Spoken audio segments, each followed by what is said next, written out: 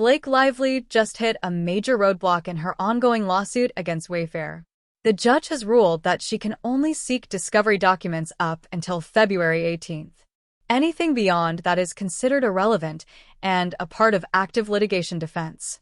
Plus, Blake's request for access to other unrelated complaints was denied, and the court made it clear that her allegations of an ongoing smear campaign are no longer valid.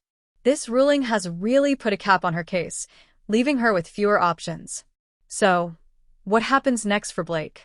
Will she continue to push for more documents or accept the outcome? Let me know your thoughts. Blake Lively's legal battle with Wayfair has entered a critical phase, with the judge making important decisions that seem to be working against the actress. The recent court ruling has brought to light some pivotal moments in the ongoing discovery process, which could determine the case's future. Discovery disputes in lawsuits are not uncommon, but they can sometimes get overwhelming, especially when both parties are requesting a large volume of documents and data. Blake's legal team filed a motion to compel Wayfair to hand over specific documents related to the allegations in her complaint, and they also sought additional materials dating back to the date the lawsuit was filed. What Blake wanted, in essence, was a treasure trove of documents that would provide insight into the company's operations and any potential wrongdoing connected to her claim. Wayfair, on the other hand, didn't see the necessity of some of Blake's requests. They argued that much of the information Blake had asked for was already going to be provided to her, rendering her motion to compel largely redundant. However, the drama didn't end there. Blake went on to submit a supplemental list of documents that she claimed were essential for her case, spanning almost 9 months after the original filing date. This supplemental list only added more complexity to an already complicated legal situation. Wayfair was particularly resistant to this, saying that they didn't feel comfortable sending over the requested documents and that if Blake wanted the additional information, she would have to extend her discovery window, a proposal that was met with little enthusiasm. This tug-of-war between Blake's legal team and Wayfair showcases the inherent challenges of discovery disputes in high-profile lawsuits. The process is often a battle of patience and legal maneuvering, where each party aims to obtain as much information as possible while defending their own interests. Blake's team, on the other hand, was adamant that they needed every bit of evidence available, claiming that it was crucial to their case. Meanwhile, Wayfair was sticking to the argument that they had already complied with most of her requests. In light of these complications, the judge ultimately weighed in on the matter, granting Wayfair a small victory in terms of limiting the scope of the discovery period. The ruling, which was handed down in response to the omnibus motion to compel, essentially confirmed that Wayfair had already provided much of the information Blake had asked for. The judge emphasized that the scope of the discovery was somewhat premature and noted that much of what Blake had requested was irrelevant to her case.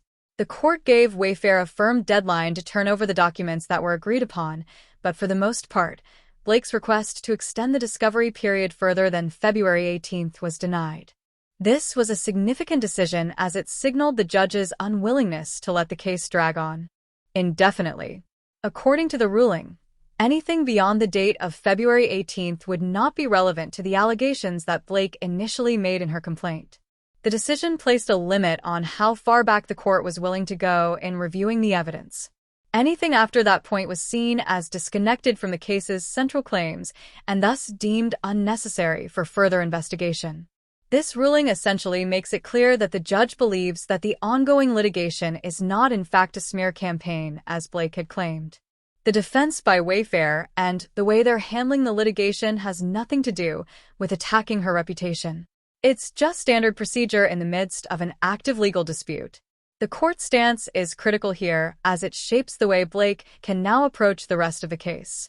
In addition to this, another critical aspect of the judge's ruling centered on the documents related to Blake's claims of harassment and discrimination. Blake had also requested access to additional records of complaints filed against Wayfair or any of its employees. However, the judge did not allow Blake to go after any complaints that weren't directly related to the type of claims she was making. For example, Blake had asked for documents related to sexual harassment and discrimination, but she could only get her hands on documents that were specifically tied to allegations involving her own case. The judge clarified that any complaints unrelated to the case could not be disclosed. This decision by the court was likely seen as a win for Wayfair as it limited the scope of discovery to only what was relevant to the current litigation. The judge's ruling also addressed whether or not the Wayfair employees involved in the case could be required to hand over their personal communications and files. It turns out that the court sided with Wayfair, declaring that any attorney-client privilege related to their defense would remain protected. In this situation, the judge pointed out that Wayfair's legal counsel could speak freely on behalf of their clients without having to worry about disclosing confidential communications in the public sphere. This is an important distinction as it shields the defense's strategy from being exposed to the public and potentially jeopardizing their ability to mount an effective defense in court. One of the most significant aspects of this ruling, however, is the clear boundary that the judge set regarding the so-called smear campaign. Blake's allegations that Wayfair was engaging in a coordinated effort to tarnish her reputation were struck down by the court.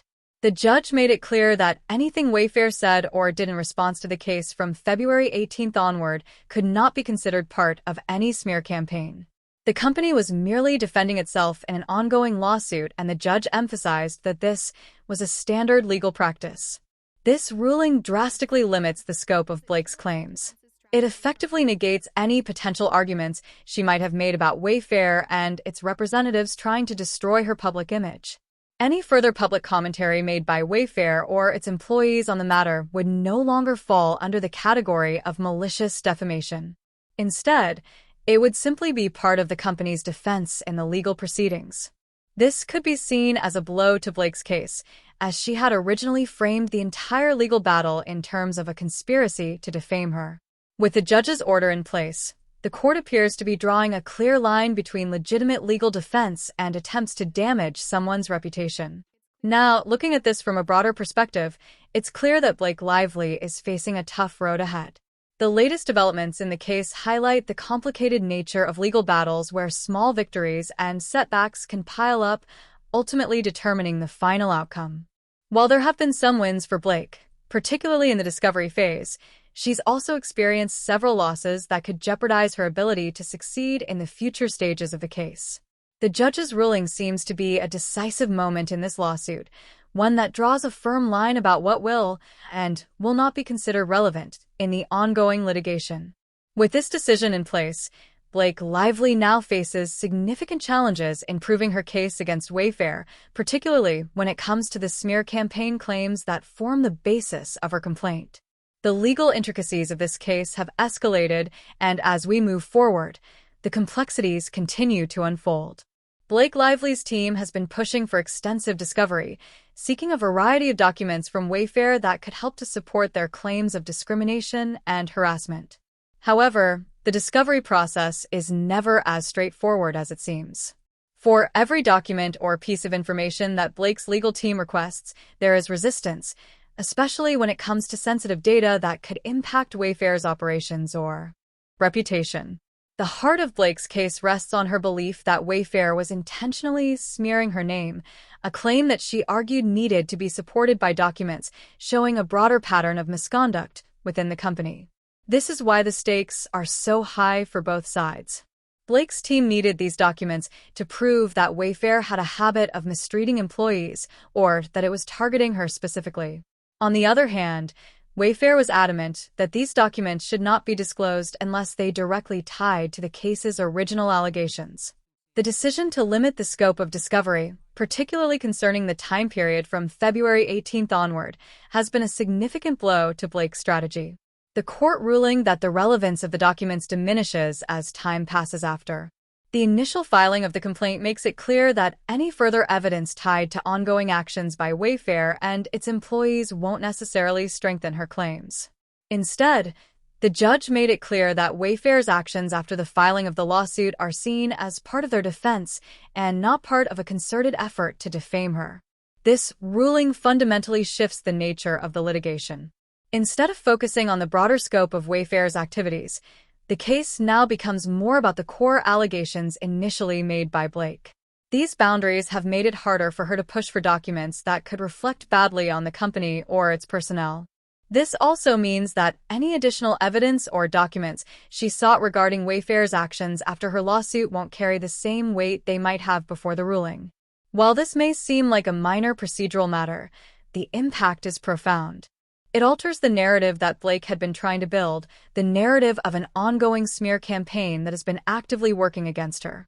By curtailing the scope of discovery, the court is essentially telling Blake that her claims about Wayfair's ongoing defamation are not supported by the evidence presented in the case. Furthermore, the judge's position on the HR complaints aspect of the case was another blow to Blake's case. She had hoped to access any previous complaints filed against Wayfair, believing that they could highlight a broader issue of misconduct within the company that could support her claims of discrimination and harassment. However, the judge ruled that Blake was only entitled to documents concerning sexual harassment or discrimination complaints directly linked to her case. This ruling significantly limited the information Blake could obtain, closing the door on any potential evidence that was unrelated to the specific claims made in her lawsuit. The judge's decision to limit the scope of Blake's discovery requests reflects a larger trend in legal battles: the need for relevance. Courts are often reluctant to allow the discovery of documents that are too far removed from the central issues of a case. In this case, the judge seemed to prioritize relevance over the expansive request Blake made for information, deciding that documents that had no direct connection to her claims would be of little use in supporting her case. This is especially important in a legal context where the volume of evidence can become overwhelming and courts need to ensure that only pertinent information is considered. This ruling further complicates Blake's ability to prove her case against Wayfair. Another significant part of the ruling came down to the issue of whether or not Wayfair was required to turn over privileged information. This issue often arises in legal disputes, especially when it comes to communications between a company and its attorneys. Blake's team had sought access to Wayfair's legal strategy, particularly the conversations between Wayfair's executives and their lawyers.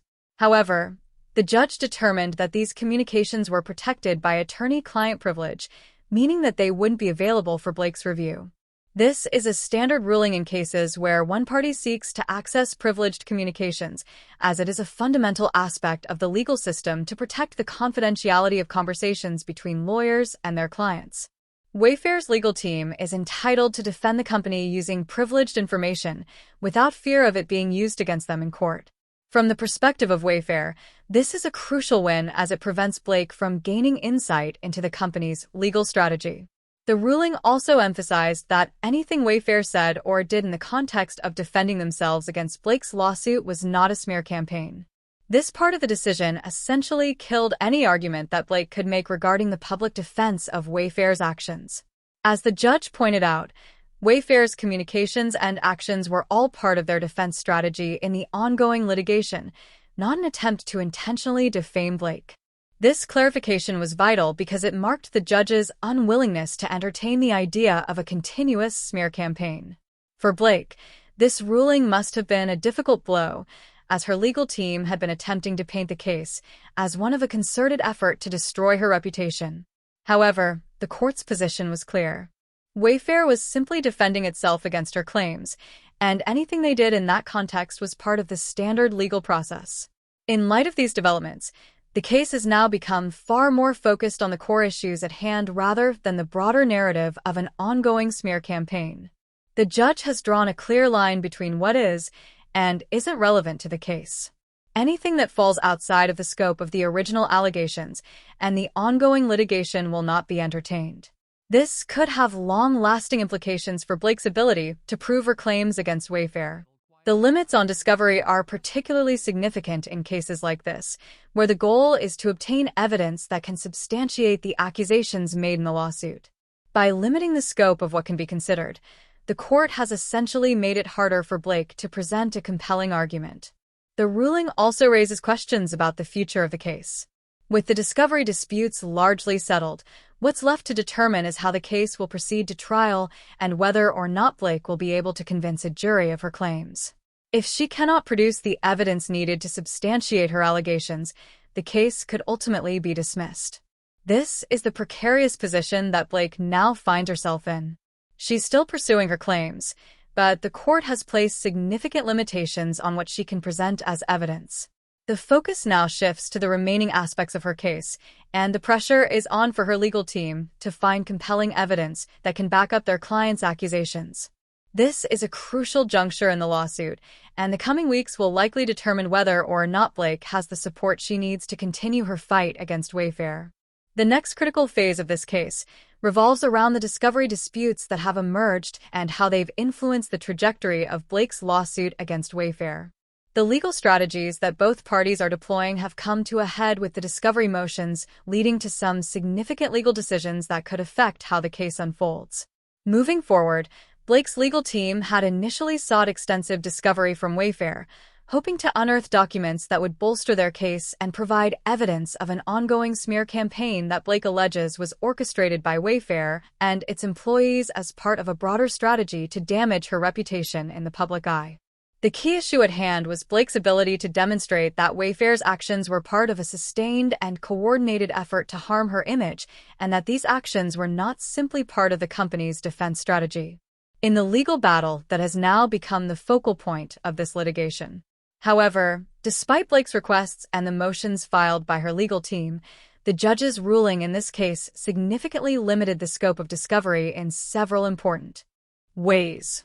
First and foremost, the judge decided that any materials requested that extended beyond February 18th were irrelevant to the core issues in the case. The judge made it clear that anything after the date Blake amended her complaint was not connected to the original allegations, and as such could not be part of the ongoing discovery process. This ruling was significant because it curtailed Blake's ability to request documents that might have demonstrated continued misconduct by Wayfair or its employees in the months following the filing of the complaint. The court's reasoning was grounded in the idea that Wayfair's actions after the amended complaint were part of their defense and advocacy in the active litigation rather than part of a smear campaign against Blake. The judge's decision essentially shut down Blake's attempt to expand the case beyond its original scope, ruling that the relevance of any evidence beyond February 18th would diminish as time passed, and that it would be highly unlikely that any additional documents would prove to be relevant to the claims of discrimination or harassment.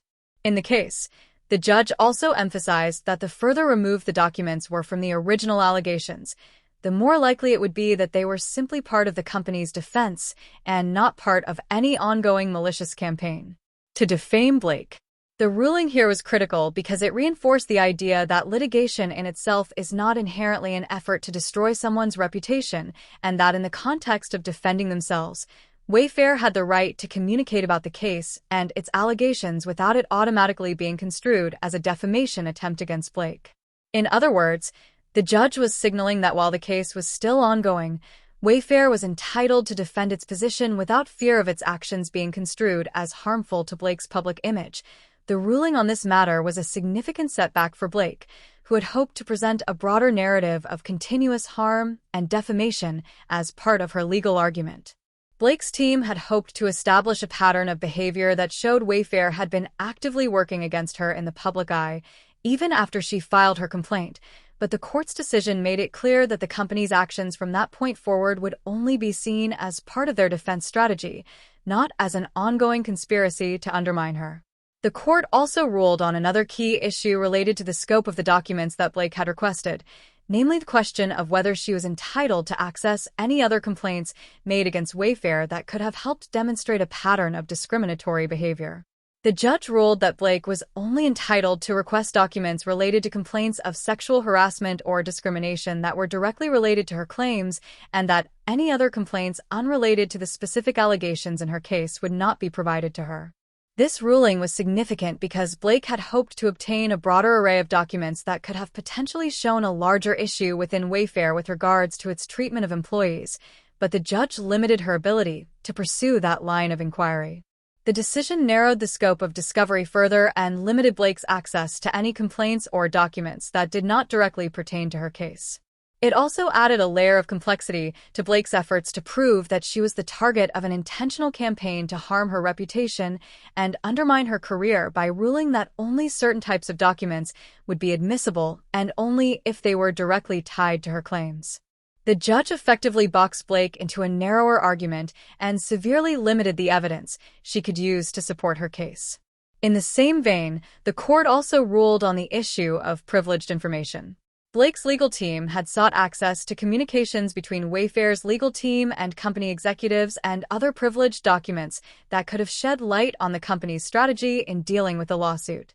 However, the court sided with Wayfair on this matter and ruled that the company's communications with its lawyers were protected by attorney-client privilege and therefore could not be disclosed to Blake's legal team. This decision was significant because it kept a key piece of Wayfair's legal strategy hidden from Blake's team, preventing them from having insight into the company's defense tactics and weakening Blake's position in the case. In addition, the court also made it clear that any statements made by Wayfair or its representatives about Blake following the filing of the lawsuit would be viewed through the lens of active litigation rather than as part of a smear campaign. The judge stressed that in a case like this where the parties are engaged in ongoing legal proceedings, any public statements made by Wayfair were simply part of their legal defense and could not automatically be interpreted as malicious or defamatory. The judge's ruling reinforced the notion that in a legal context, public statements made in the course of defending a case are generally protected from being construed as leal or slander and are not necessarily a part of an intentional effort to damage the reputation of the other party. This part of the ruling was crucial for Wayfair because it effectively inoculated the company against further claims of defamation by Blake's team and removed a key element of her argument about the case being part of a concerted effort to destroy her reputation. The ruling put an end to the idea that Wayfair's legal strategy could be construed as a smear campaign and closed the door on Blake's ability to use any statements made by Wayfair after the lawsuit was filed as evidence of such a campaign. This decision marked a significant turning point in the litigation as it removed a central argument from Blake's case and left her legal team with fewer avenues to pursue in terms of evidence and strategy. The judge's ruling also established a firm cutoff date for any additional discovery requests related to the case and outlined a clear timeline for the production of documents by Wayfair, which has now limited Blake's ability to argue that there is an ongoing and malicious effort to harm her public image. The legal landscape has shifted dramatically in Blake's favor, and the ruling has raised questions about her ability to continue pursuing the case effectively without the necessary evidence to back up her claims. The decision essentially forces Blake to reframe her argument around the core allegations made in the original complaint and makes it much harder for her legal team to present a convincing case to the court going forward. The ruling is likely to have a significant impact on the remaining stages of the lawsuit as it limits the scope of the discovery process and the type of evidence that can be presented in court. In conclusion, the court's rulings in the ongoing case between Blake Lively and Wayfair have substantially shaped the direction of the lawsuit, marking significant setbacks for Blake's legal team. The judge's decision to limit the scope of discovery, particularly by setting a firm cutoff date of February 18, 2024, effectively curtails Blake's ability to obtain documents and evidence related to any actions by Wayfair beyond that date. This ruling reinforces the principle that active litigation and the defense strategies of a company cannot automatically be construed as part of a smear campaign, thereby significantly weakening Blake's claims. Furthermore, the judge's refusal to grant Blake access to documents related to complaints of discrimination unrelated to her case, as well as communications protected by attorney-client privilege, places additional constraints on her ability to build a compelling argument. By narrowing the scope of evidence and framing Wayfair's public statements as part of their legal defense, the ruling strengthens the company's position, undermining Blake's narrative of continuous harm and defamation.